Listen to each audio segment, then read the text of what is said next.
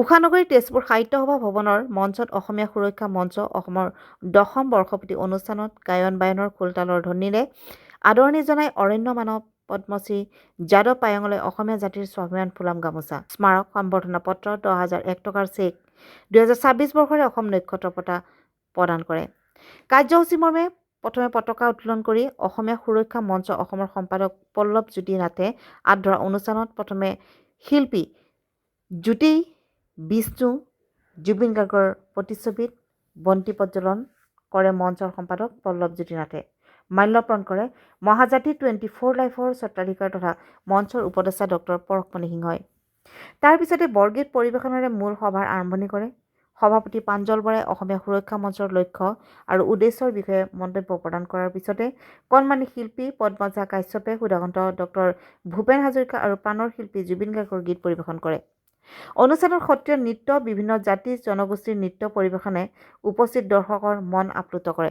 2026 বৰ্ষৰ অসম নক্ষত্ৰ বঁটা প্ৰাপক অৰণ্য মানৱ পদ্মশ্ৰী যাদৱ পায়েঙে তেখেতৰ ভাষণ প্ৰসংগত কয় যে উঠি অহা প্ৰজন্মসকলৰ উপজা দিনত এটি গছপুলি ৰোপণ কৰাৰ লগতে গছ-গছনি ৰোপণেৰে সংৰক্ষণ নকৰিলে জলবায়ুলৈ ভয়ংকৰ বিপদৰ সন্মুখীন হ'ব। কাৰণ প্ৰতিদিনত গৰমৰ উত্তাপ যেনেদৰে বৃদ্ধি পাইছে অনাগত দিনত গৰমৰ মাত্ৰা আৰু বৃদ্ধি হোৱাৰ কথা উল্লেখ কৰে। গছ থাকিলেহে মানুহ থাকিব। গছপুলি ৰোপণ কৰি গছজোপাৰ সম্পূৰ্ণ দায়িত্ব লৈ লালন পালন কৰি ডাঙৰ দীঘল কৰাৰো কথা অনুৰোধ জনায়। অসমীয়া সুৰক্ষা মঞ্চ অসমৰ তৰফৰ পৰা বহুকেইজন শিল্পী সাংবাদিক সমাজকৰ্মী ভোলা বৰা তৃপ্তি বৰদলৈ ৰাজেন বৰা গোপাল কোচকে ধৰি বহুকেইজন বিশিষ্ট ব্যক্তিক উষ্ম সম্বৰ্ধনা জ্ঞাপন কৰে। তেজপুৰৰ পৰা চন্দ্ৰ শৰ্মাৰ ৰিপৰ্ট AIN লাইভ।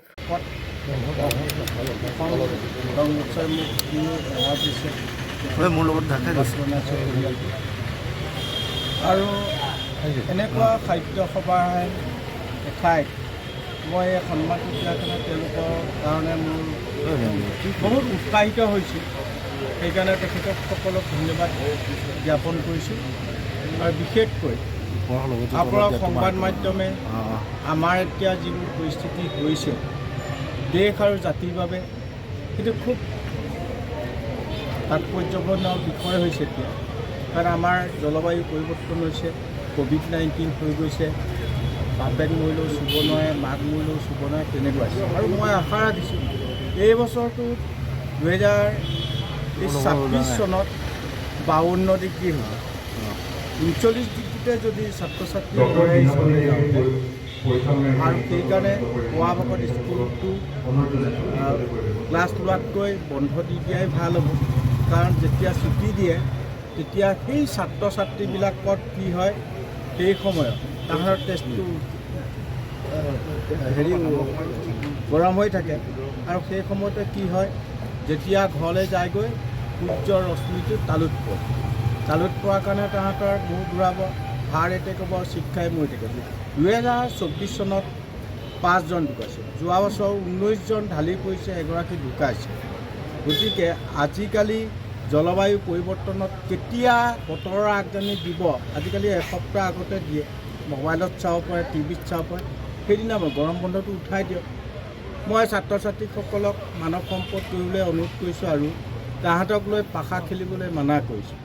সেইকাৰণে গৰম বন্ধটো উঠাই বতৰৰ আগজাননী যেতিয়া দিব সেইদিনাখন বন্ধ দিলে খুব ভাল হ'ব বুলি আৰু সেয়েহে আপোনাৰ সংবাদ মাধ্যমৰ জৰিয়তে চিৰসেউজীয়া অসমখন চিৰসেউজীয়া কৰি ৰখা অসমৰ 3,35 লাখ মানুহৰ কৰ্তব্য। এতিয়া মই যিটো যোৱা এপ্ৰিল মাহত ভূ-জৈৱিকভাৱে ঘোষণা কৰিলে শদিয়াৰ পৰা ধুবুৰীলে যে 58টা নতুন চৰ চাপৰি হ'ল আৰু উত্তৰৰ দিশে ব্ৰহ্মপুত্ৰ নদী নবয়, দক্ষিণ ফালেহে যাব, তেনে অৱস্থাত আহিছে। গতিকে এই 58টা চৰ চাপৰিটোত কি কৰিলে হ'ব? এতিয়া হাতীৰ খাদ্য, বান্দৰ খাদ্য হ'ব। তেতিয়া হাতী আৰু মানুহৰ সংঘাত, বান্দৰ আৰু মানুহৰ সংঘাত কমি যাব। আৰু সেয়েহে মই অসমৰ তাত ফৰেষ্ট ডিপাৰ্টমেণ্টৰ আয়ুক্তক কোৱা হৈছিল, DCFক কোৱা হৈছিল যে এই ঠাইবিলাকত শদিয়াৰ পৰা ধুবুৰীলৈ যিটো হ'ল সেইখিনি আমি এতিয়া হাতীৰ খাদ্য, বান্দৰৰ খাদ্য ৰুবলৈ যদি ষ্টেট গভৰ্ণমেণ্ট, ভাৰত চৰকাৰৰ পইচা নাই, ফৰেষ্ট ডিপাৰ্টমেণ্টৰ পইচা নাই, তেতিয়া ইণ্টাৰনেশ্যনেলৰ পৰা আনি ভাৰতীয় এন জি অ'বিলাকৰ পৰা হতুৱাই সেইখিনি হাতী খাদ্য বানৰ খাদ্য ৰোপণ কৰাটো মই কামনা, কাৰণ যিহেতু অসমৰ মাটি নাই, অসমৰ মাটি মহাভাৰত ব্ৰহ্মপুত্ৰৰ বুকত 4 ভাগৰ 3 অংশ চৰ চাপৰি আছে।